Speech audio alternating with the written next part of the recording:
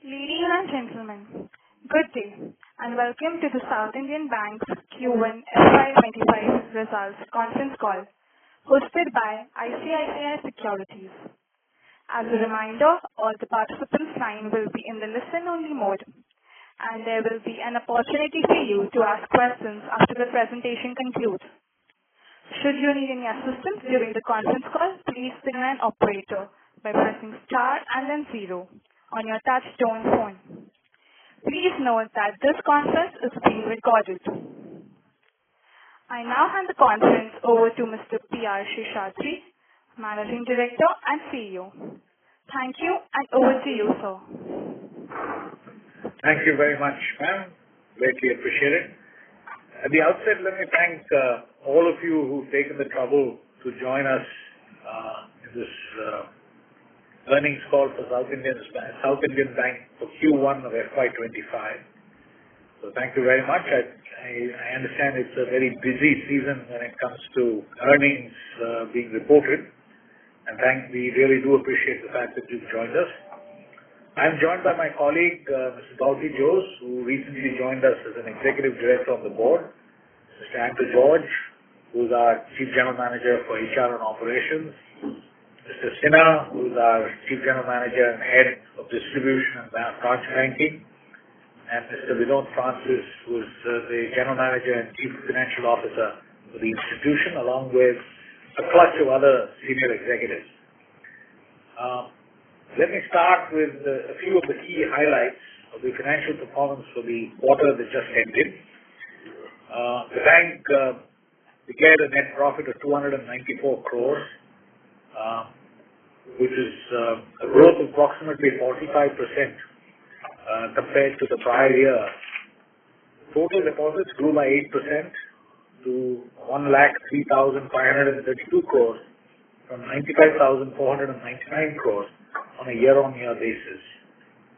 I'd like to highlight the fact that current accounts and savings account balances grew very, very nicely during the quarter, which is a significant area of success for us for this particular quarter. Gross advances grew by 11% to 82,580 crores. Total business for the bank grew by 10% to 1,86,112 crores. Net interest margin for the quarter was 3.26%. It is a tad lower than the prior quarter.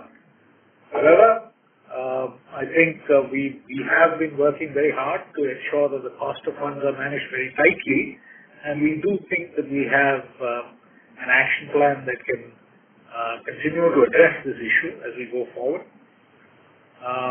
Return on assets was 1% and return on equity was 12.9% for the quarter. Net interest income was 866 crores as against 808 crores in the prior quarter, that is Q1 FY24. Capital adequacy ratio, the bank continues to be very well capitalized. We ended with CRAR at 18.11%. And against Tier 1, Common Equity Tier 1, this is Common Equity plus the Tier 1 bonds that we hold, it comes in at 16.71%. CASA, as I mentioned, grew 7% year-on-year to 33,195. There is also almost a similar growth on a Q-on-Q basis sequentially. Provision coverage ratio improved by 390 basis points to reach 69.05%. This is excluding technical write-off and if you were to include technical write-off, it improves to 79.22%. Overall gross NPA reduced by 63 basis points from 5.13% to 4.5%, but on a sequential basis, it remains static at 4.5%. Net NPA reduced by 41 basis points to 1.44%. On a sequential basis, there was a 2 basis points reduction in net NPA. Allow me now to take you through other operational and financial performance of the bank. The gold loan business continued to grow very strongly. It now stands at 16,317 crores, average LTV of 72.25% excluding buyout, and an average ticket size of about 1.62 lakhs. Gold loan grew on a year-on-year basis by approximately 13%. Home loan and auto loans are other areas where we've had some reasonable success. On a year-on-year basis, home loans grew 96%, and auto loans grew by 161%. Agri loans grew by 108%. The home loan book for the quarter stood at 5,138 crores. Auto loans stood at 1,741 crores. With this, I'd like to throw the floor open for questions. I once again thank all of you for being here. My colleagues and I will try and answer your questions as well as we possibly can. So allow me to request the operator to sequence these questions. Thank you. Thank you very much. We will now begin the question and answer session.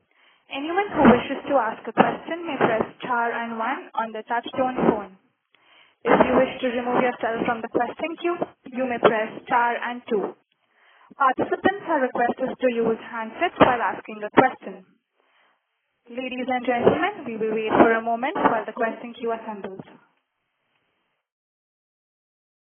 The first question is from the line of Himanshu Upadhyay from Bergerlock PMS. Please go ahead. One of the challenge for the bank historically was high cost to income ratio, in which we wanted to improve, okay? And we believed we need to focus on NIM expansion. The target we set was 3% plus, okay? And which we have been quarter after quarter able to achieve. But still our cost to income ratio remains pretty high, okay? On income side, what more can we do to improve our cost to income ratio? So some of your thoughts there will be helpful and strategy on that part. Thank you very much. So what we are trying to do is to, rebalance the portfolio. We currently have approximately 42% of our book in very high quality corporate assets. Because these are very high quality corporate assets that on a very short duration type of structure, the yields on those are quite low. So the strategy that we have to improve NIM is basically to grow housing loan, auto loan, mortgage loan, and so on and so forth. These are retail or MSME type of products that we have to grow. A moment ago, I mentioned that home loan and auto loan had grown well. Home loan, for instance, disbursals for the last quarter were 96% over the prior year similar quarter. So YOY, we had grown 96% in disbursals. Similarly, for auto loans, we had grown 161% for disbursals. So loan origination on that front has increased. These are higher spread businesses, which will over a period of time increase the NIM that we have. And for that to happen, the structure of the balance sheet has to alter. So similarly with agricultural loans, our disbursals had grown by 108% year on year. So these are very significant changes, but for it to actually flow through into our P&L will take some time because those balance sheets have to grow. Disbursals do not immediately translate into growth because there is also repayment that comes in.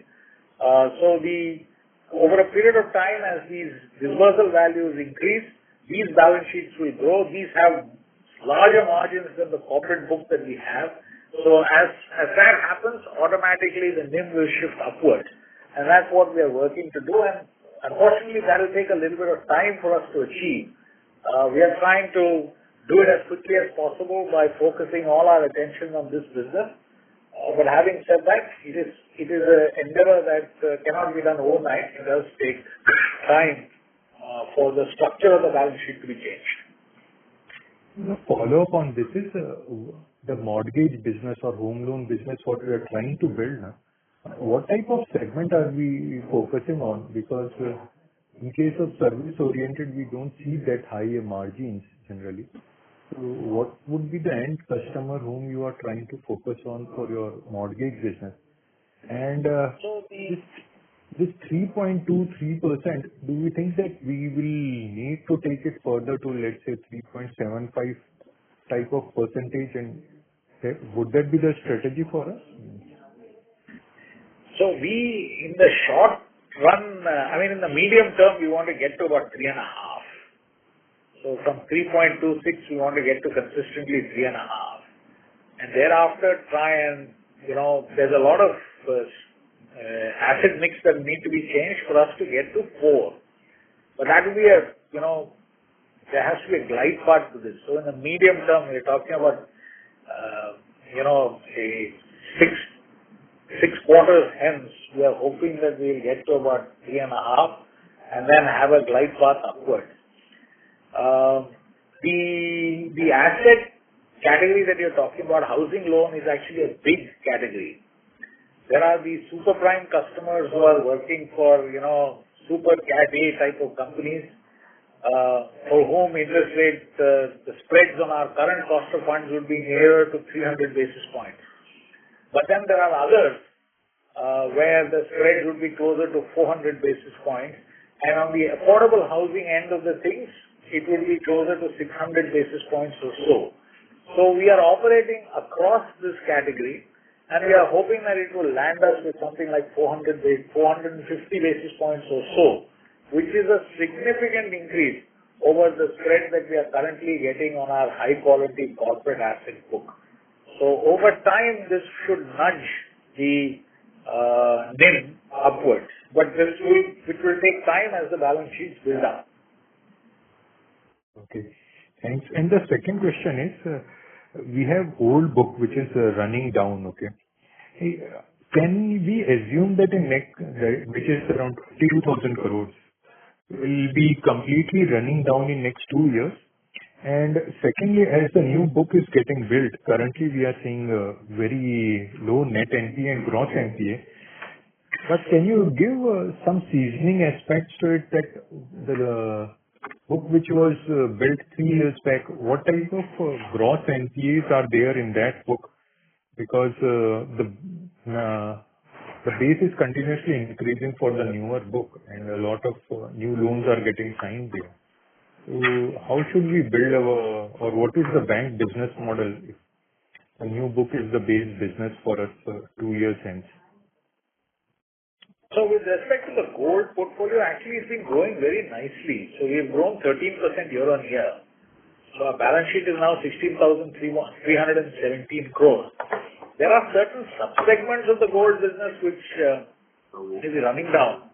But on an aggregated, it was not gold, you were talking about old, is it? Yeah, it was old, that 22,000 crore book. Oh, okay, I stand corrected. I heard you as gold book. So with respect to the old book, this is a book which is winding down. With any book that is winding down, you will see an increase in, as the portfolio matures, whatever loans are going to go bad, and then they stay there. And as there is no addition to the denominator, with the increasing numerator, it leads to higher delinquency levels. So I'm not fully, if you could repeat your question, perhaps I can. Okay, so my question was the new book which is continuously getting built now, and the base is increasing at a quite fast pace, okay? So how should we model the NPA levels in that book, okay? And also if you can give some seasoning of that new book, let's say the book which was built 3 years back, what type of NPAs are in that book the new book which was built 3 years back? So some aging analysis and thoughts on that. From the new book perspective, we are quite happy with the current performance. The book is roughly 3 years old. Currently, we have 37 basis points GNPA. We can go back and analyze which vintages these NPAs are coming from. We have very limited cases of items in the new book becoming an NPA on an infant mortality basis. I mean, these are aged loans that are going bad. So even if you were to look at cohorts and look at cohort by cohort, I think the outcomes that you will see will be good. Having said that, I do not have the data to answer that question straight away. We can try and provide you with this kind of information in our next investor deck when we do bring it out for the next quarter. We'll try and give you further information on how the new book is performing and how the impact, if you were to strip away the impact of the new bookings into that, how the numbers will look. So we'll try and see whether we can do that. Can you just note this down? One last question. Can you give what is your aspiration for the bank and the top 3 focus areas for improvement and growth in next 2 years? So we are working on 2 broad themes for the bank. One is to make our branches more efficient. So how do we allow our people in the branch, because our branch is currently the only distribution channel that we have. How do we make the branches more efficient? How do we get them to be more receptive to our customers, and how do we get them to provide the highest quality of service to our customers, and consequently we get more throughput from our branches? That is one key area of focus, and for that we are working on a set of system developments which we hope will help us do that. So in our investor deck, we have the list of new systems that we intend to launch between now and February of next year. And we think that will substantially improve our capabilities to service our customers at the branch front end. The other area of focus for us is to figure out how we can build digital assets such that we transition from being a largely physical-based institution to one that is equally represented in the digital world. And thereafter to use these digital assets as a method of acquiring fresh customers and servicing fresh customers. So we've got 2 work streams that we are working on. One is on the branch side. We're trying to make the branches more efficient. There's a lot of detail in the deck on what we are doing there. On the digital front, we want to create digital assets that can engage our customers. Our customers, the majority of them are from the southern parts of the peninsula, and we think that we have a method of actively engaging with them appropriately. And we want to use digital technology so that we can build relationships with third parties which can be seamlessly integrated. So we have set up a team that is intent on doing that. We've had 2 new relationships on the relationships that we can use to acquire liabilities which have gone live over the last quarter. Similarly, we want to build these kind of pipes by which we can acquire assets. So these are the 2 areas that we want to work on. From an aspiration point of view, the bank aspires to be an institution that is safe, that builds a balance sheet that is, very high quality, ensures that the assets in the balance sheet are ones that are those that are appropriate for an institution of our size, and where we manage our risk in a very, very tight manner, so as to return, to our shareholders and others who are our constituents of this bank, reasonable returns as we go forward. So at this juncture, that is the strategy and 2 key areas that we are working on. Yeah, thanks from my side. For the queries, I will join back. Thank you. Thank you. The next question is from the line of Mr. Arvind Datta from Marigold Wealth. Please go ahead. Mr. Sheshadri, I've seen there's a marked improvement in the productivity metrics, be it business per employee or business per branch that you've delivered, and it's been growing pretty good. So I wanted to know what is driving this efficiency, what kind of strategy changes you've made in the branch teams or any scorecards you've introduced for people to be measured upon. And second question is, what is your aspirational number for the ROE and ROA for the next 2 years? Thanks. Thank you very much for the question. So let me answer the first the second question first.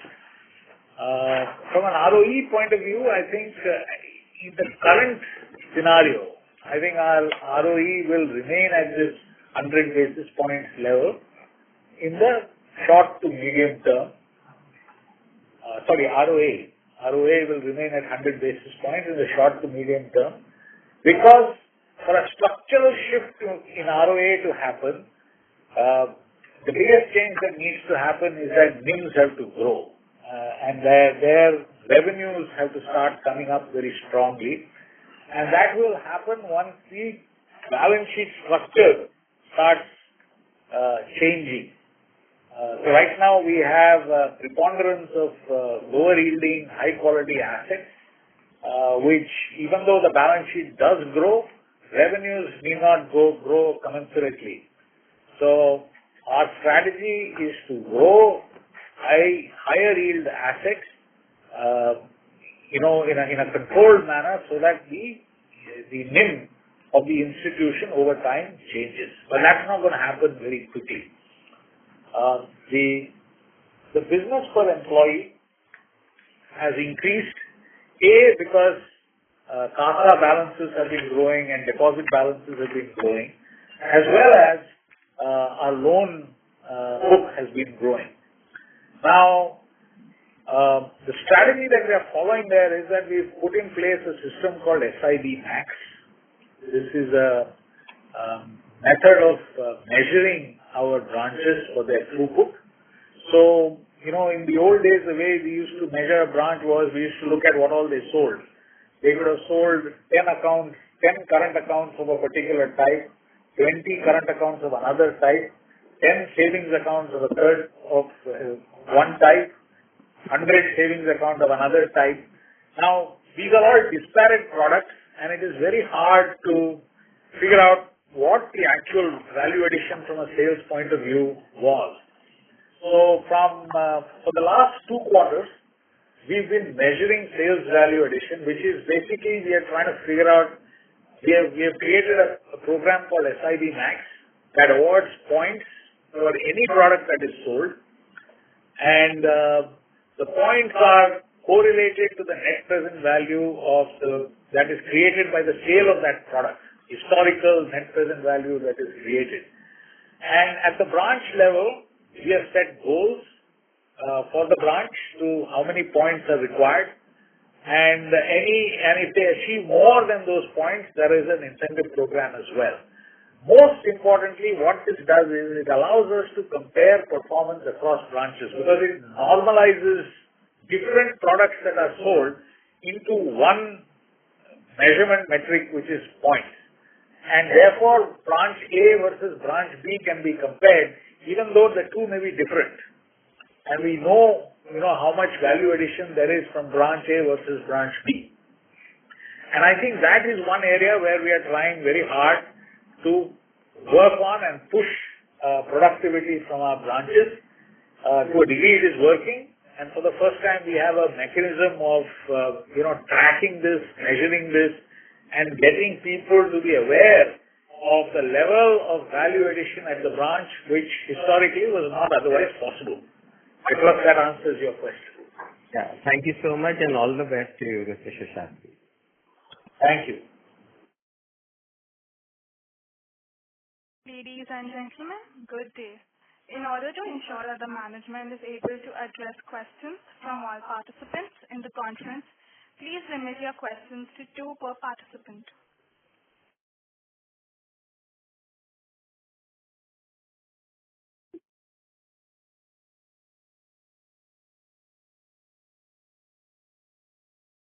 The next question is from Mr. Rohan Mandora from Equirus Securities.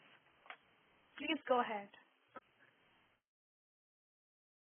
So I just wanted to understand in the other income, the other line item of 408 crores, what's the split there? So allow me to, turn this question over to our Chief Financial Officer, to Vinod, to give you the answers. Can you give us this address? Mohan, this mainly related to some recoveries what we had from the return of accounts that amounts to around 60 crores. And we have another PSLC sale income that is also amounts to 60 crores. And another we have the recovery from the FLDG part, 27 crores. These are the major items that comes part of that other income thing. And rest are other the regular items that comes part of the quarter. Sure. And sir, what is the total return of the pool right now from which we can expect future recovery? This is the recovery that out of that 60 crores, the major recovery happened from the SR. So SR we have the balance figure of around 41 crores remaining to be provided. And the return of accounts total amounts to, once again, I will come back. It amounts to 1,820 crores. Sure, sir. And sir, secondly, on the AFS reserve, what is the total AFS reserve that we hold at the end of the quarter? One second, just allow me.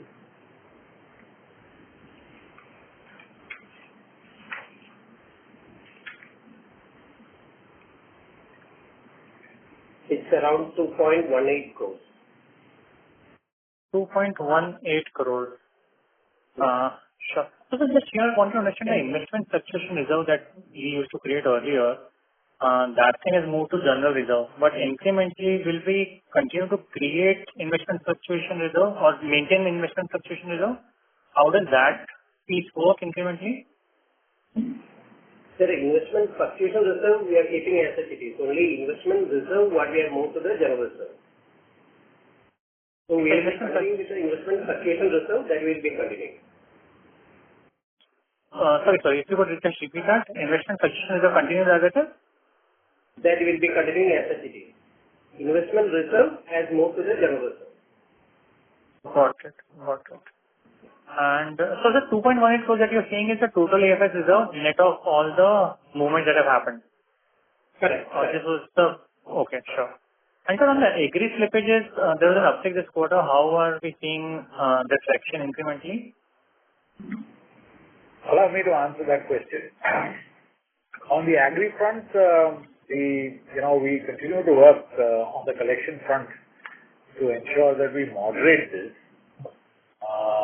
The agri portfolio, across institutions, I think is an area of focus to ensure that we maintain portfolio quality.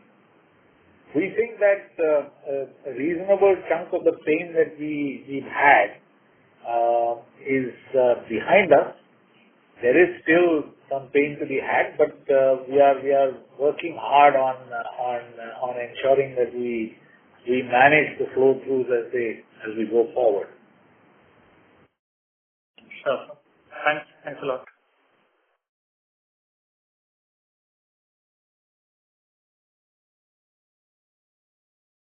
Thank you. The next question is from the line of Prabal from Ambit Capital.